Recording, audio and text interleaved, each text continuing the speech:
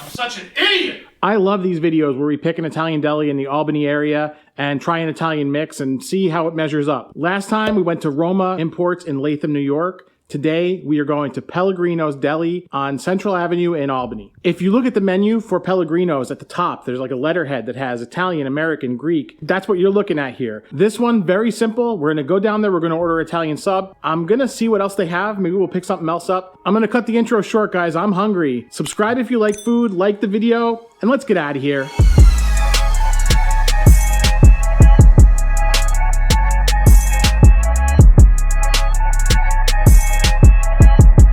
And there's a couple really good signs, literally good signs that this is going to be a good experience. The first thing is they have Pastosa ravioli. Pastosa is one of the most famous places in Brooklyn that you can get ravioli, and I definitely recognize it coming from Brooklyn. So I can't wait to actually head in there and see what they have. It's been a few years since I've actually checked this place out.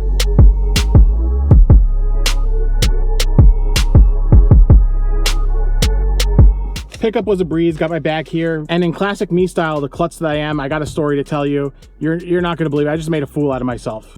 I'm such an idiot! All right, let's see what we got here. Chips, sandwich for Noah.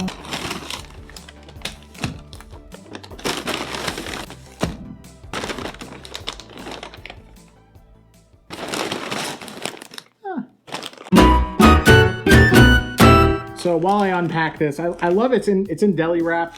It feels a little heavy. I asked for light oil and vinegar, but we'll see. So walking into that place, it's set up very much like an Italian deli. Very much reminds me of the Italian deli my dad used to own.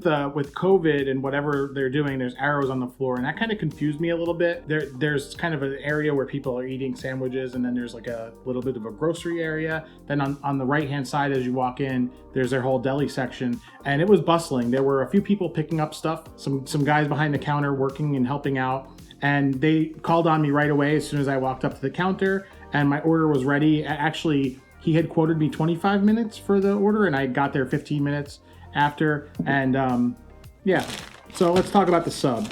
One thing I noticed when I got there is that they carry Prinzo's bread, which is a legendary bakery here in Albany. So this is kind of like a local legend, like almost kind of people working together. I always love that. My dad, when he had his deli in Middletown, he used to, instead of getting the bread from a place in Brooklyn, he would get the bread from a place in Middletown. And that's kind of the locals supporting each other. And I think that's just great. The other thing I mentioned, they carry Pastosa ravioli, which is something I haven't seen here in a very long time. In fact, up in Albany, it's almost impossible to find that. Let's see what the sandwich is like. So it's looking like their Italian sub has hot ham capicola, which I'm assuming is boar's head because they had a boar's head sign, mortadella, Genoa salami, and provolone cheese. As far as how I ordered it, I always add hot peppers. I think they might have gone light on the oil and vinegar, but they use a pepper spread, which has a little bit of moisture to it. So I think that's kind of what I'm feeling here. But it's definitely a lot more soaked than I would prefer. But next time, maybe I won't order the hot peppers. Even though if you ask me, that's blasphemy. An Italian sub needs to have hot peppers. As far as I can tell, nothing there is pre-sliced. So this is all sliced to order, which I think is awesome. And it's all nice and thin.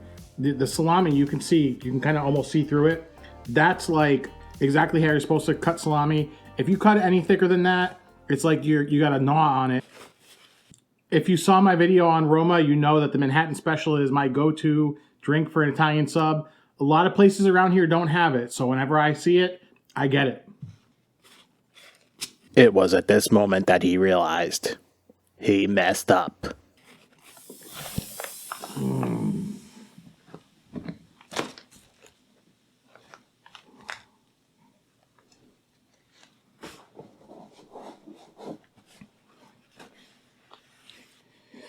I am making a mess here today.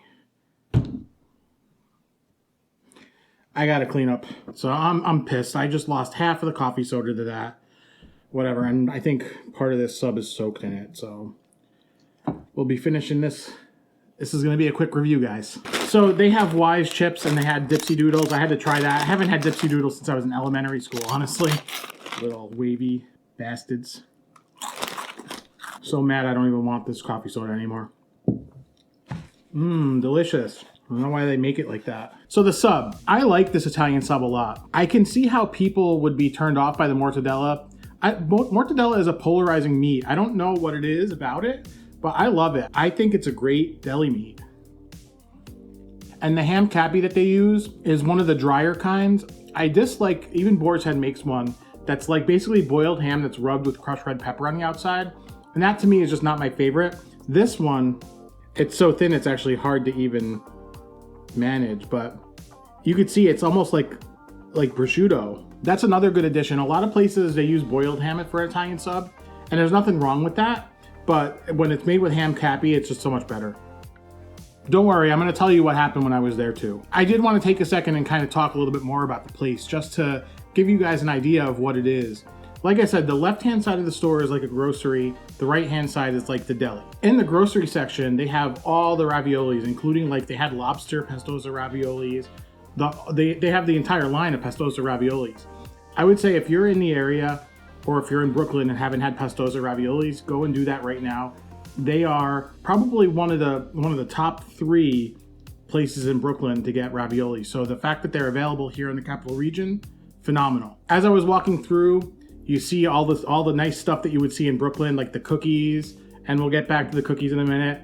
The tarali, you know, like they have these sugar coated, like almost like pretzels, like hard bread things. And orzata is another one of those things that I used to have when I was a kid, and we used to carry in my dad's store that you just don't see anymore.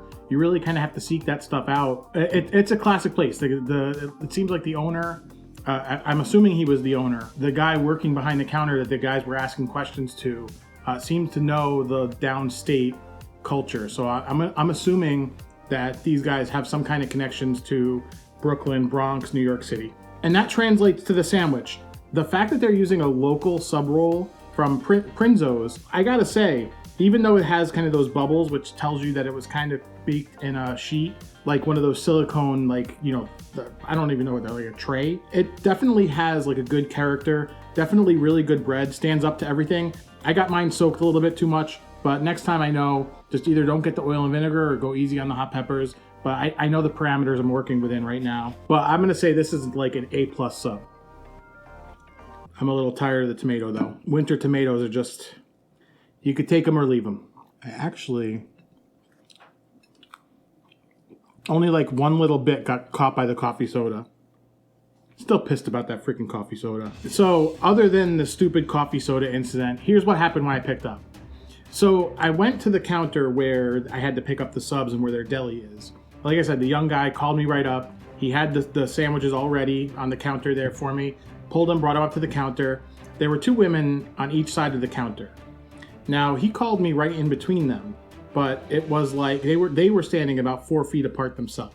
For me to, like, I handed them my credit card, and to do the right thing and socially distance, I took a step back, but I managed to actually bump into a tray of cookies that fell directly on the ground. And the look on my face was absolutely horrified and disgusted, and can't believe I did that. I don't know why I'm so awkward in Italian places where I really should be the most familiar, having grown up working in one of those places, but it's just what happened. And I think the guys got a good laugh at the face I made. I ain't gonna try to recreate it here, but if I could add a little bit of joy to their day and wreck a cookie display, you know, that's what I gotta do. I'm not gonna blame the people involved in this for what happened there, because obviously I own my own actions, and I was the one who took that step back. Just, I thought I was doing the right thing. But just to avoid these things in the future, guys, if you notice there's too many people in one area, spread out and socially distance. Just watch out for the cookies. Thanks a lot for watching me make a fool out of myself. Check out the Roma review right here.